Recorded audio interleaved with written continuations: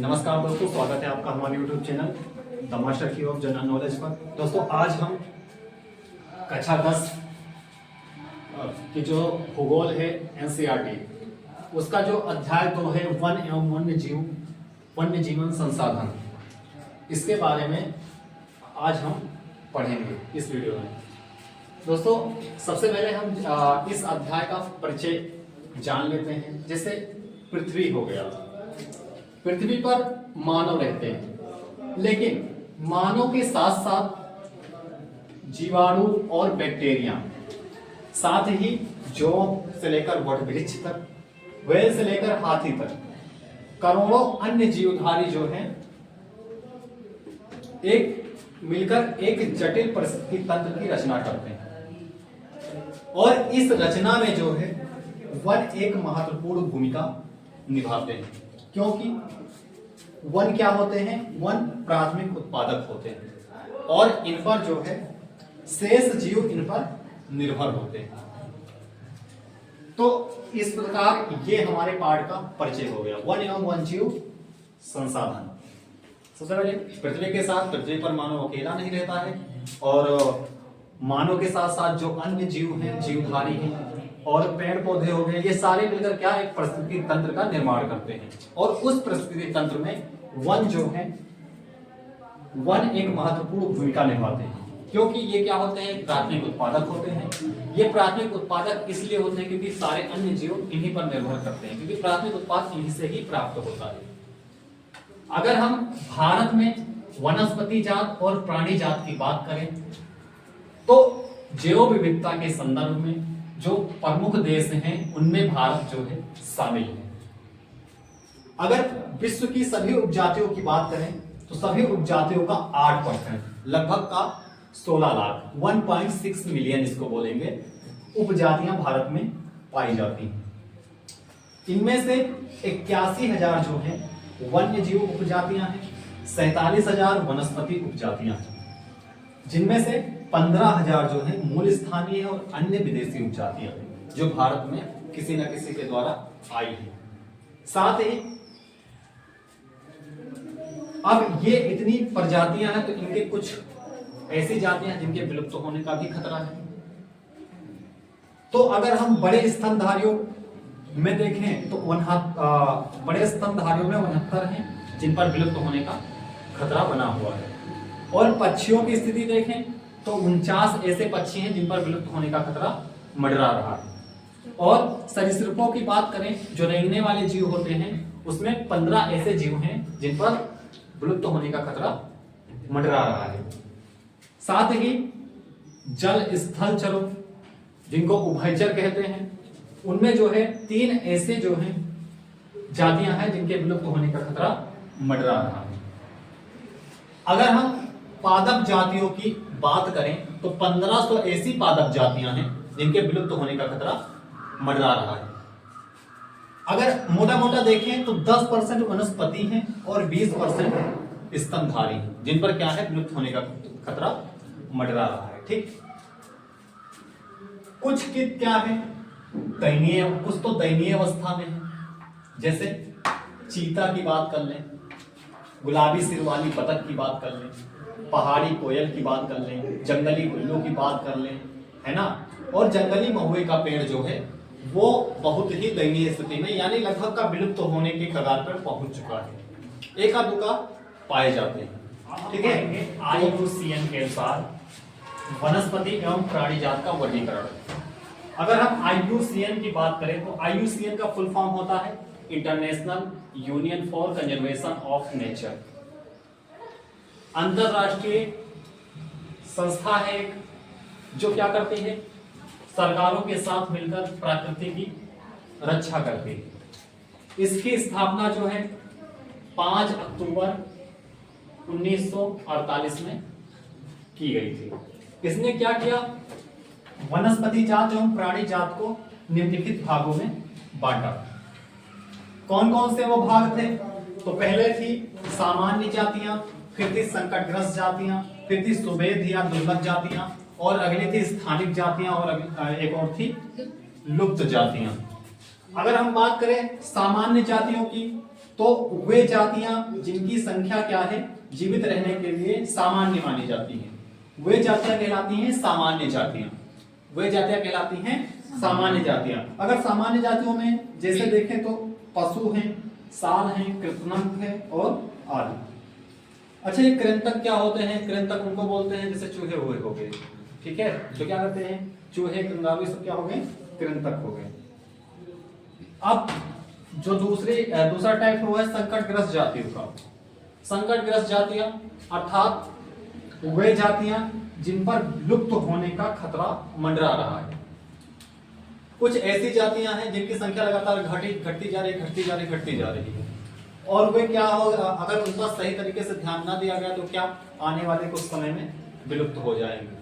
विलुप्त होने का मतलब वो धरती पर अब नहीं रहेंगी, वो जाति ही समाप्त हो जाएंगी। अगर विषम परिस्थितियों के कारण इनकी संख्या क्या हो रही है, लगातार कम हो रही है।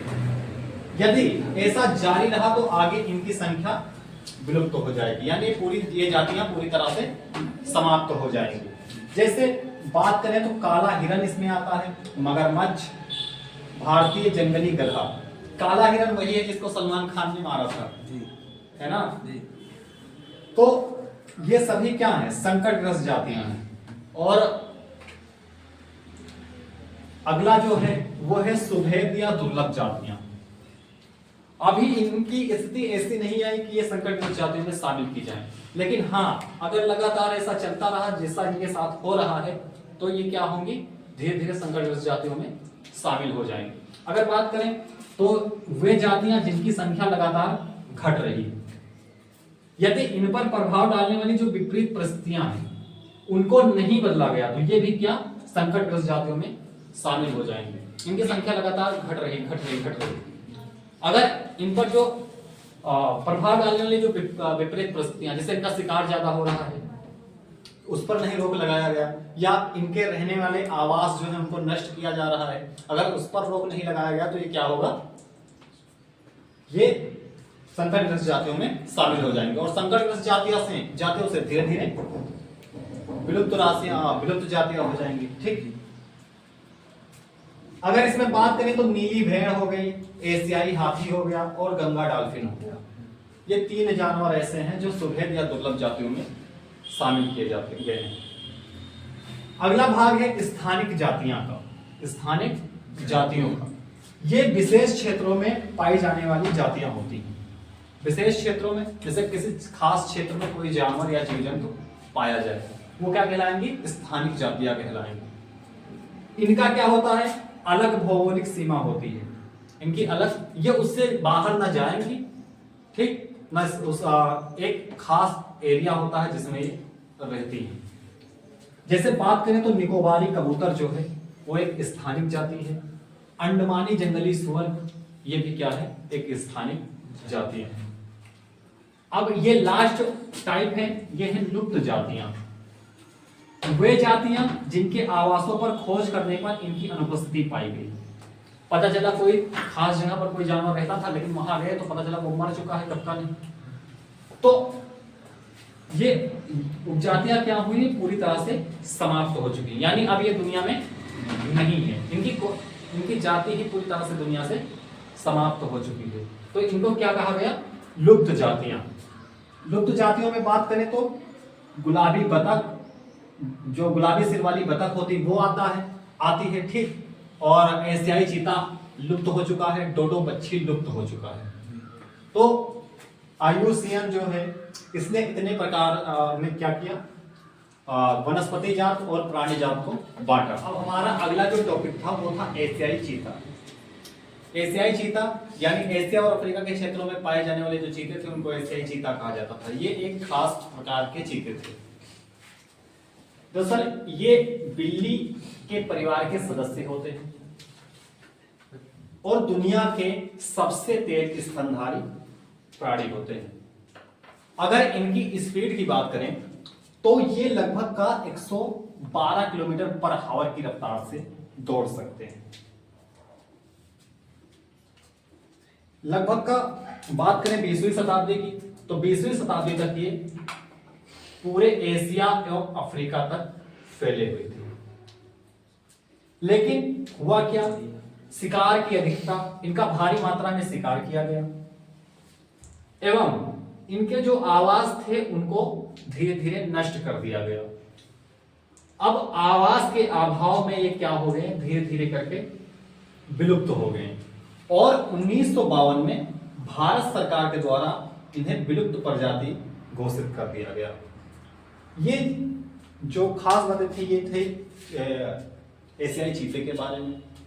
अब एक भ्रम पैदा ये होता है कि लोग तेंदुए और चीते में फर्क नहीं कर पाते। आखिरकार तेंदुए और चीते में क्या फर्क होता है, इसको हम जान लेते हैं। जो तेंदुआ होता है या फिर तेंदुए में, चीते में जो है एक खास प्रकार के निशान पाए जाते हैं और चीते में ऐसा कोई भी निशान नहीं पाया जाता है। जैसे चीते की बात करें तो इसकी एक विशेष पहचान है। अगर हम देखेंगे तो इसके आंख के पास से नाक के दोनों साइड आंसू के समान एक काली लकीर पाई जाती है। आंख के कोने से मुंह तक नाक के दोनों ओर फैले आंसुओं जैसे लकीर नुमा निशान होते हैं, जो कहां पाए जाते हैं, चीते के अंदर पाए जाते हैं। अगर हम दूसरा डिफरेंस करें तो ये पेड़ों पर चढ़ सकते हैं, जो तेंदुए होते हैं वो पेड़ों पर चढ़ सकते हैं, लेकिन जो चीते होते हैं ये पेड़ों पर नहीं चढ़ सकते हैं।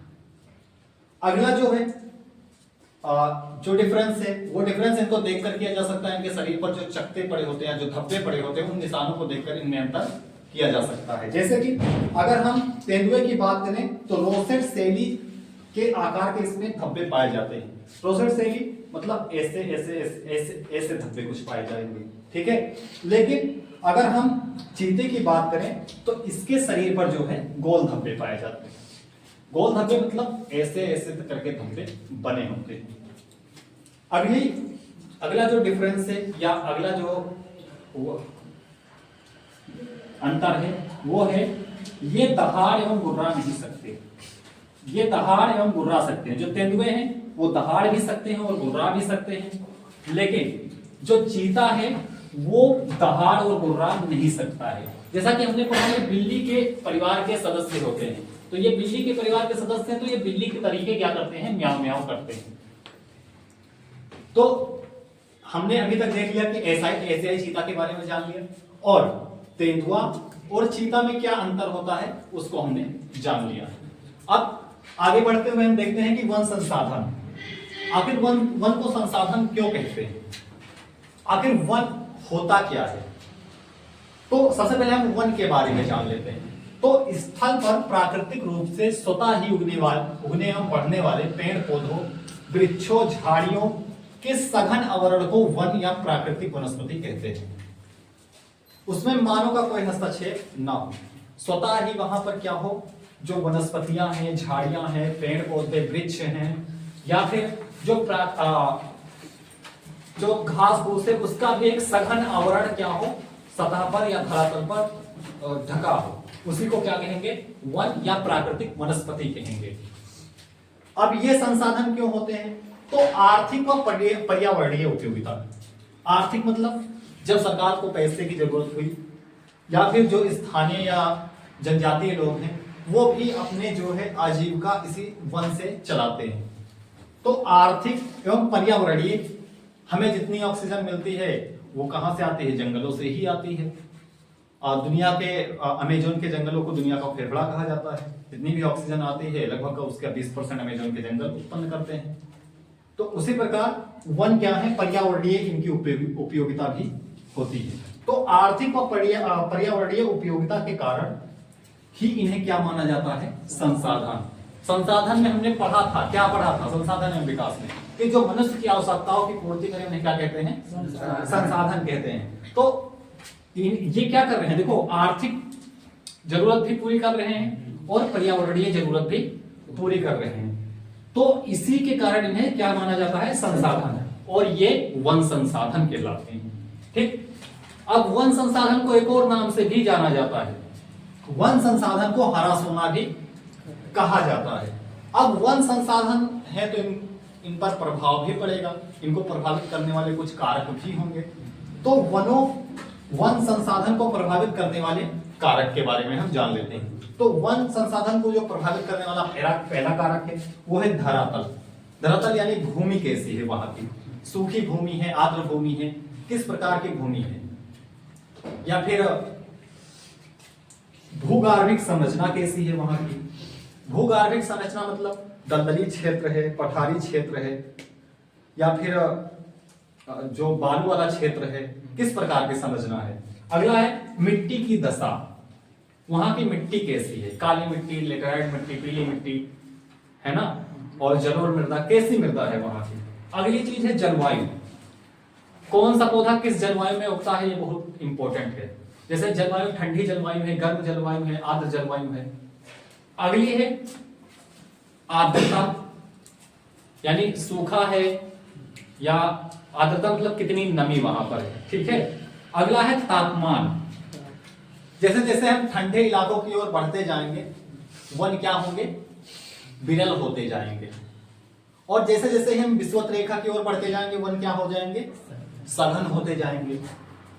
अगली चीज है प्रकाश की अवधि, जैसे अगर हम भूमध्य रेखा पर देखें तो वहां पर प्रकाश ज्यादा पड़ता है, इसलिए वहां पर सघन वन पाए जाते हैं। लेकिन जैसे जैसे हम ध्रुव की ओर बढ़ते जाएंगे क्या होगा, प्रकाश की अवधि कम होती जाएगी। इससे क्या होगा, इससे पेड़ पौधे भी कम होते जाएंगे। पेड़ पौधे कम होंगे तो वन्य जीव भी कम होंगे। तो जितने वन्य जीव लगभग का विषुवत रेखा के पास पाए जाते हैं और ध्रुव के पास उतने ही कम पाए जाते हैं। अगर हम ध्रुव की बात करें तो पोलर बियर के अलावा और कोई जानवर है जो पाया जाता हो, नहीं पाया जाता है। लेकिन अगर वही हम विषुवत रेखा के पास आएंगे तो बहुत अधिक जैव विविधता पाई जाती है। अब हम वनों की उपयोगिता के बारे में जानेंगे। वनों की उपयोगिता यानी वन हमारे लिए किस प्रकार उपयोगी है, इस बारे में हम चर्चा करेंगे। वन मानव जीवन के अभिन्न अंग हैं। अभिन्न अंग यानी एक जिससे अलग नहीं हुआ जा सकता, वनों से अलग नहीं हुआ जा सकता। अब ये अभिन्न अंग हैं तो इनके प्रत्यक्ष एवं अप्रत्यक्ष दोनों प्रकार के लाभ हैं।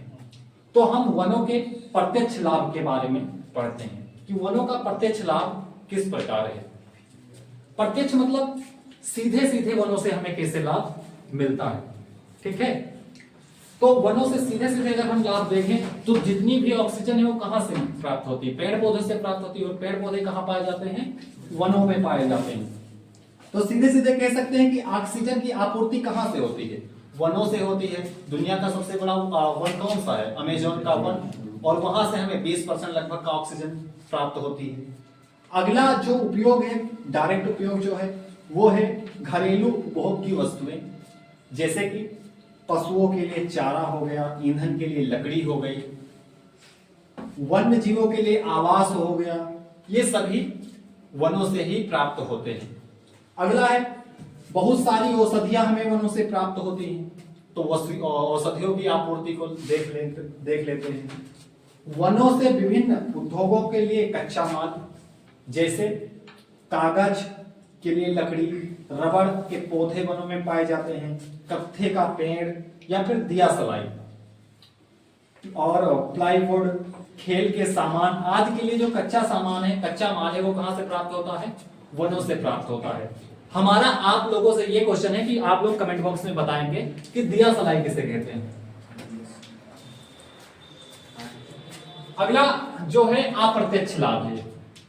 अप्रत्यक्ष लाभ मतलब इनडायरेक्ट हमें क्या मिलता है वनों से। इनडायरेक्ट का मतलब क्या हो गया, इनडायरेक्ट मतलब सीधे सीधे ना मिलकर हमें और अदर तरीकों से वनों से हमें क्या मिलता है। तो सबसे पहले हो गया वन वर्षा में सहायक होते हैं। वन वर्षा में कैसे सहायक होते हैं, वन क्या करते हैं, वाष्पोत्सर्जन को बढ़ा देते हैं। वन वाष्पोत्सर्जन को बढ़ा देते हैं, जिसके कारण क्या होता है, ज्यादा पानी वाष्पित होता है और बादल का रूप लेता है, इससे ज्यादा वर्षा होती है। अगला है वनों से भूमि कटाव पर रोक लगती है। हम देखते हैं कि जहां पर कटाव ज्यादा होता है भूमि का, वहां पर क्या करते हैं, वनों को अगर हम लगा दें तो वनों को कटाव कम हो जाता है। अगला है वन बाढ़ नियंत्रण में सहायक होते हैं। बाढ़ नियंत्रण में किस प्रकार सहायक होते हैं, जैसे कि अगर कहीं नदी बह रही है तो वो क्या करती है, कटाव करती है। और अगर पेड़ पौधे नहीं होंगे तो कटाव करती जाएगी, इससे नदी क्षेत्र क्या होगा, बढ़ता जाएगा, जिससे कई इलाकों में क्या, जो खाली इलाके हैं उसमें क्या आ जाएगी, बाढ़ आ जाएगी। अगला है वन जो है पर्यावरणीय संतुलन को स्थापित करते हैं।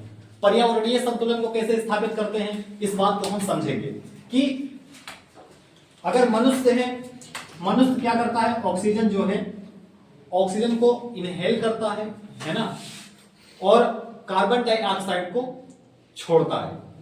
अब ये क्या करते हैं, पेड़ पौधे क्या करते हैं, जो वनों में पाए जाते हैं, वो कार्बन डाइऑक्साइड को अवशोषित कर लेते हैं और फिर से ऑक्सीजन को रिलीज कर देते हैं। इस प्रकार ये चक्र चलता रहता है कि मनुष्य कार्बन डाइऑक्साइड छोड़ता है और ऑक्सीजन लेता है, पेड़ पौधे क्या करते हैं, ऑक्सीजन देते हैं और कार्बन डाइऑक्साइड गैस ले लेते हैं। तो इस प्रकार जो है वन जो है पर्यावरणीय संतुलन को बनाए रखते हैं या स्थापित रखते हैं। तो हमने वनों की उपयोगिता पढ़ ली।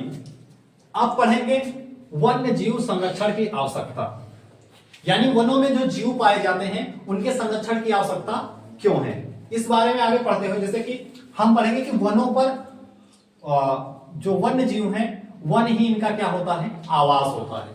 यानी जो वन्य जीव है वो कहां रहते हैं, वनों में ही रहते हैं। लेकिन हुआ क्या, जो मानवीय हस्तक्षेप के कारण, जैसे कि वनों की ज्यादा अत्यधिक कटाई हो गई, वनों में क्या हो गया, मानवीय गतिविधियां बढ़ गई, जिसके कारण क्या हो गया, इनका आवास एवं भोजन सामग्री जो हो रही थी वो कम होती गई। जैसे जैसे वन कटते गए तो पशु पक्षियों का जो खाना था वो धीरे धीरे कम होता गया, जिसके कारण क्या हुआ, अनेक प्रजातियां या तो लुप्त हो गई या फिर अनेक संकटग्रस्त हो गई या कुछ लुप्त होने की कगार पर पहुंच गई है, जिन्हें हमें बचाने की आवश्यकता है। इसलिए हमें क्या है, वन्य जीव संरक्षण की आवश्यकता है। अब वन्य जीव संरक्षण की आवश्यकता तो है, लेकिन इसे किया कैसे जा सकता है, इस बारे में हम आगे पढ़ते हैं कि वन्य जीव संरक्षण की कुछ युक्तियां दी गई हैं कि इस प्रकार से हम वन्य जीव संरक्षण कर सकते हैं। जैसे अगर हम वन्य जीव अभ्यारण्य बना दें तो हम वन्य जीवों की रक्षा कर सकते हैं। दूसरा है राष्ट्रीय पार्कों की स्थापना करके। राष्ट्रीय पार्क क्या होते हैं, एक बड़ा क्षेत्र होता है जिसमें पेड़ पौधे लगाए जाते हैं और जो है कृत्रिम आवास बनाए जाते हैं, किसके लिए, उन जानवरों के लिए। अगला है बायोस्फीयर रिजर्व बनाकर। बायोस्फीयर रिजर्व यानी कोई एरिया जो है आरक्षित कर दिया जाए कि उस खास चीज के लिए वो एरिया जो है आरक्षित है, इसको बोलते हैं क्या, बायोस्फीयर रिजर्व। अगला है चिड़ियाघरों की स्थापना करके। जैसे कि चिड़ियाघर बनाए जाते हैं जहां पर अनेक प्रकार के जानवरों को रखा जाता है और उन्हें मानवीय देख रेख में रखा जाता है। अगला है जैसे कुछ प्रजातियां क्या है, संकटग्रस्त हैं, उन प्रजातियों को प्रजनन करने के लिए जगह कोई नहीं पर्याप्त है, तो क्या किया जाए, उनके लिए जो है कृत्रिम रूप से प्रजनन करने की जगह को बना दिया जाए, जिससे वे प्रजनन कर सके और उनकी संख्या बढ़ सके। अगला है,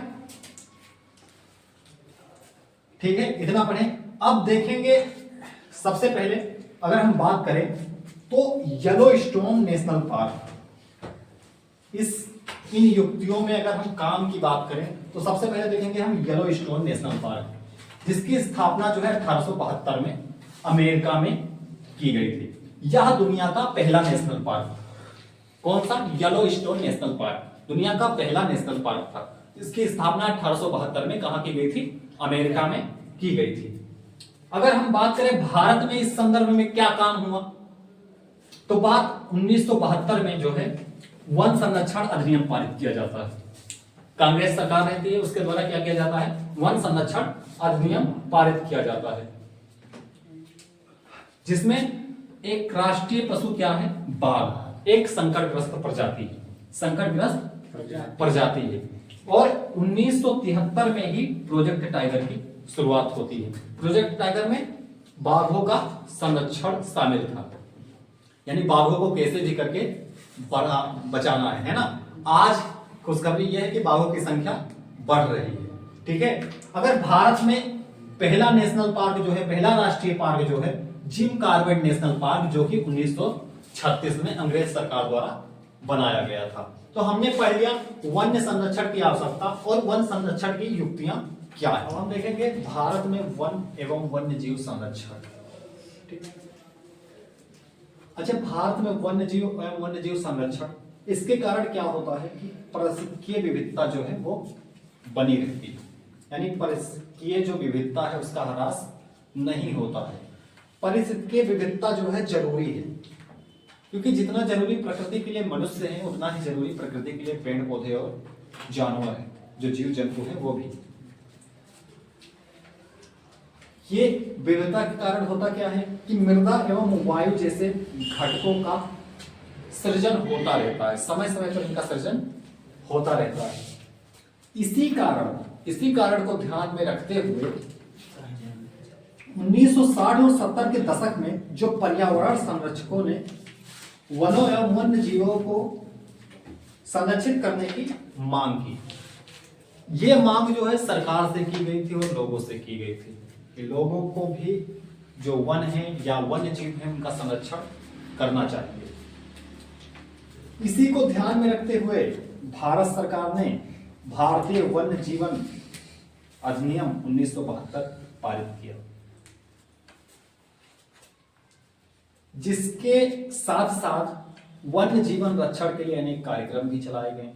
वही कार्यक्रम थे जैसे संकटग्रस्त जातियों का बचाव करना, जिसके लिए बहुत सारे नेशनल पार्क बनाए गए, बहुत सारे वन्य जीव अभ्यारण्य स्थापित किए गए। दूसरा था शिकार पर प्रतिबंधन।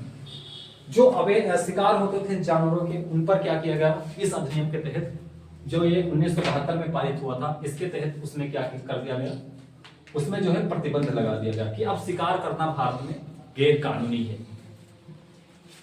अगला था जंगली जीवों के व्यापार पर रोक। जंगली जीव कौन कौन से जो जंगल में पाए जाते हैं वो जंगली जीव होते हैं। जंगली जीव को बेचना और खरीदना क्या कर दिया गया, गैर कानूनी कर दिया गया। जैसे लोग क्या करते थे अपने मनोरंजन के लिए भालू को पकड़ लाते थे जंगल से ना, उसको क्या करते थे, ट्रेंड करते थे। उधर ट्रेंड नहीं करते थे, भालू जो होता था उसको एक लोहे की सीट पर खड़ा करते थे। ठीक है, लोहे की सीट पर खड़ा करते थे और लोहे की सीट को नीचे से गर्म करना स्टार्ट कर देते थे। अब जब लोहे की सीट गर्म होती थी तो भालू क्या करता था, अपने पैर बचाने के लिए पैर को उठाता और रखता था, जिसके कारण लोगों को लगता था कि भालू क्या कर रहा है, डांस कर रहा है। अब वही ट्रेंड जो है चला, वही बार बार प्रैक्टिस कराई जाती थी, इस कारण जब भालू को डंडा दिखाते तो क्या करता था, नाचने लगता था। अब इन सब गतिविधियों पर इस अधिनियम के बाद रोक लग गई। जंगली जीवों को जो है खरीदना या बेचना क्या है, कानूनन अपराध हो गया। और जो जंगली जीवों के लिए आवास थे उनको क्या कर दिया गया, प्रिजर्व कर दिया गया, उनका रक्षण कर दिया गया, यानी उनको संरक्षित कर दिया गया। इसी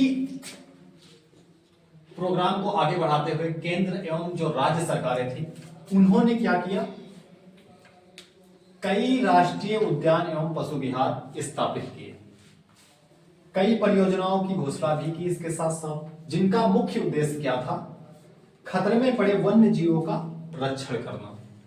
अब ये खतरे में पड़े वन्य जीव कौन से थे, तो इसी में थे बाघ, एक सींग वाला गेंडा, काश्मीरी हिरण, जल मगरमच्छ, घड़ियाल और एशियाई शेर आदि। ऐसे ही जानवरों का संरक्षण किया जाना था। साथ ही कीटों का भी संरक्षण की आवश्यकता थी। कुछ ऐसे रेयर कीट थे जो विलुप्त के कगार पर थे। इसके लिए वन्य जीव अधिनियम वर्ष 1980 और 1986 के अंतर्गत क्या किया गया, सैकड़ों प्रकार की जो तितलियां थी, पतंगे थे, वृंग थे, एक ड्रैगन फ्लाई को भी इसमें शामिल किया गया, को संरक्षित जातियों में शामिल किया गया। साथ ही 1991 में एक और बदलाव किया गया। इसमें क्या गया, पौधों की 6 जातियों को भी इसके में क्या कर दिया गया, शामिल कर दिया गया। जैसे भारत में भारतीय जंगली महुआ के वृक्ष को इसमें शामिल किया गया है, लेकिन अब तो वो विलुप्त हो चुका। अब हम बात करेंगे वन संरक्षण के प्रयास की। वन संरक्षण के आखिरकार भारत में क्या प्रयास किए गए, इसके बारे में हम पढ़ेंगे। दरअसल वन संरक्षण के लिए भारत सरकार ने बहुत ही प्रयास किए, एक दो नहीं, बहुत सारे प्रयास वन संरक्षण के लिए किए गए थे।